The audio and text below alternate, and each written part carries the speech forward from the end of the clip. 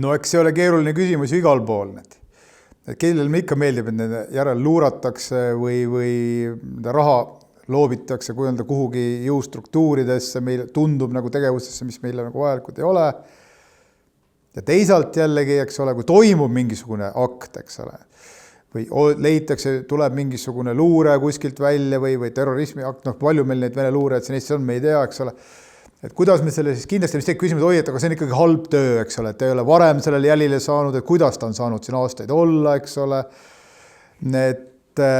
Miks ei ole seda ära hoitud, kuidas me ei tea, mida venelased mõtlevad siin Eestis, eks ole.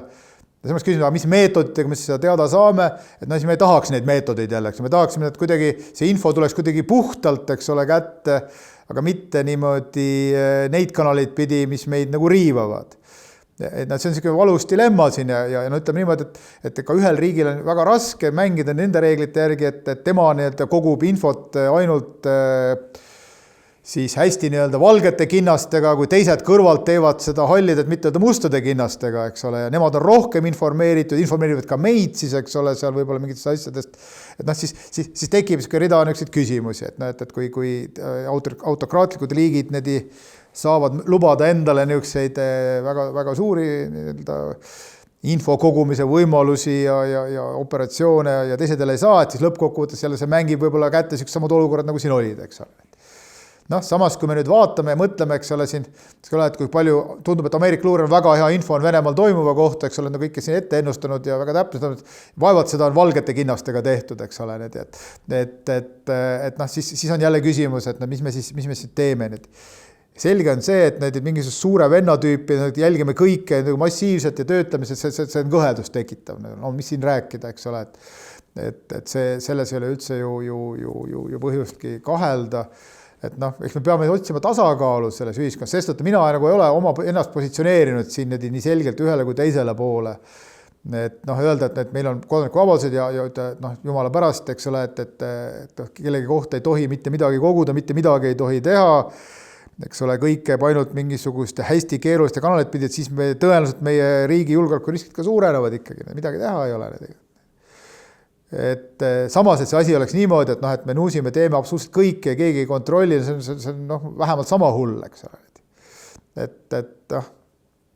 Ma usun, et Eesti ikkagi on paljud riikide mõttes ikkagi suhteliselt keskmes, et me ei ole mingisugune hullus äärmus ei ühtegi teistpidi, et meil ikkagi otsitakse neid järelevalvemehhanisme ja kontrollitakse, vaieldakse ikkagi nende asjade üle siin. Ka Riigikohtus on olnud see küsimus, sõjaväeluurest oli siin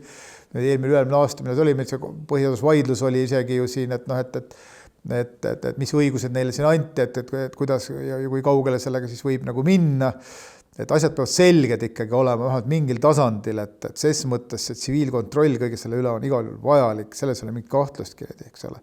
Samas see igasugune andmekaitse seal kõrval jälle, eks ole, mis on ju ka vajalik ja mõte on nagu hea jälle mingis hetkes, kui ta hakkab kogu süsteemile nagu muutub nii kalliks ja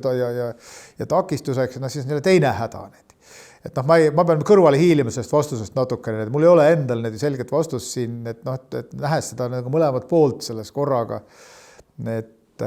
ma kindlasti ei positsioneeriks ennast nüüd nii selgelt siin praegu. Et minu meelest igas asjas kehtivad mõistlikkus ja proportsionaalsus. Samamoodi kehtib ka selles isikuvabaduses ühtepidi ja teistpidi ka andmete kogumises ja nende töötlemises. Et vahel mulle tundub, et ka Euroopa Liidus on natuke nagu liiga äärmusesse mindud, need igast keeldudega seal ja see hirm on natuke liiga suur seal. Mis tekitab küsimusi, et see kõik on ka väga kallis lõppkokkuvõttes jällegi, eks ole, selle kõigega tegeleda. Teine asi nüüd see, mis rääkisid, et meie raha läheb kõik kaitse-eelarvesse, jah, me peaks ka naerma, et me võiksime ka, eks ole, teha endale sõjakohtud, et saaks riigilt rohkem raha, tõenäoliselt sealt selle varjus saaks võib-olla muudki ära teha, aga kas see nüüd on selline mõte, et kui kaitsekulutused sinna nagu alati raha tuleb, eks ole, põhimõtteliselt kõik teised siis istuvad niimoodi käppa, et ega see loogika päris õige, aga istudes siin Venemaa kõrval elades ja praeguses olukorras, see loogika, mida poliitikutel ka on, et seda on raske ka ju ümber lükata, et nad tahavad ju hääli saada ka lõpuks ja võimul olla ja kindlad olla, et nad on õiged otsused teinud, siis kõige mugavam vähemasti on võtta see positsioon, ja turvalisuse mõttes, nagu noh, et see on kindel asi, mis töötab nüüd ikkagi, eks ole, et noh, me ei hakka keegi siin ütlema, et kuule, et me hakkame siin tuleks eelisjärjekorras rahastada kohtuid või tuurid, siis see ei lendaks tõenäoliselt üldse selline mõte mitte kuskile. Sõjavägi lendab palju paremini, nii see elu on. Ja üks märkus veel võib-olla, mis me eelmine aasta püstitasin küsimus, huvitav, kui valitsus ütles, et tema suurendab kulutusi siseturvalisusele, siis oli huvitav arusaama ka see ühiskonnas, et siseturvalisus koosneb politseist, prokuratuurist ja vanglast, eks ole. Aga seal vahepeal kohus, et tema sinna ei mahu nende siseturvalisuse alla. Et see oli huvitav tähelepanek oli siin, et küsime, et huvitav, kes sellise nagu liini sealt siis tegi, et miks siis, kui sinna raha on meile kohtusüsteemi ei panda, et noh, et inimene liigub otse politseist vanglasse, eks ole, et noh, et see on ka selline jälle huvitav lähenemine siin, eks ole. Mis on siseturvalisus üldse?